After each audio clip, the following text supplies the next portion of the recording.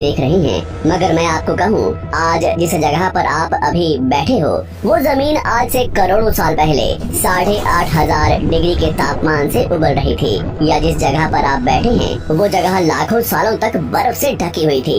ये दोनों बातें सच हैं। इस 15 मिनट की वीडियो के अंदर आप पृथ्वी के 450 करोड़ साल के सफर को देखने वाले हैं।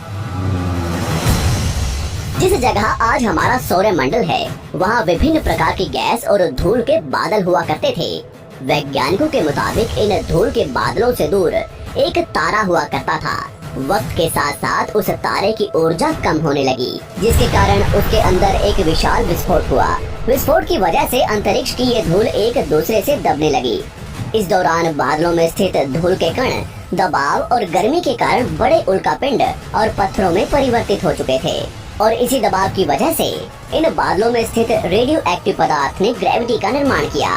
इस ग्रेविटी के कारण बीच में हाइड्रोजन और हीलियम इकट्ठा होने लगे। बीच के इस भयंकर दबाव के कारण एक विशाल विस्फोट हुआ, और इसी विस्फोट के कारण हमारे सूरज का जन्म हुआ।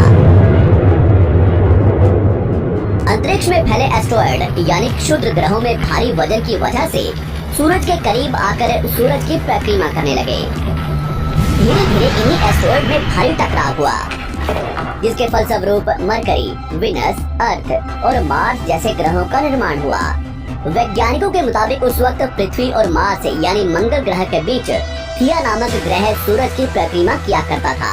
पृथ्वी पर ग्रेविटी होने की वजह से सूरज की परिक्रमा करने वाले एस्ट्रॉयड अब पृथ्वी की परिक्रमा करने लगे, और धीरे धीरे करोड़ों सालों तक ये पृथ्वी पर गिरते रहे। और ऐसी घटना हमारे पड़ोसी ग्रह थिया पर भी हो रही थी, जिसके कारण थिया पृथ्वी के और करीब आने लगा और आकर पृथ्वी से टकराया। इस भयंकर टकराव की वजह से पृथ्वी के हिस्से कणों के रूप में अंतरिक्ष में फैल गए और एक रिंग्स की तरह पृथ्वी की परिक्रमा करने लगे। इन्हीं परिक्रमा करते हुए कणों में टकराव होने लगा, जिसके कारण हमारे चांद का निर्माण हुआ। उस वक्त पृथ्वी पर सिर्फ एक ही समुद्र हुआ करता था, और वो था 1900 डिग्री सेल्सियस के तापमान पर उबलते हुए लावे का। उबल रही थी वो सारी चीजें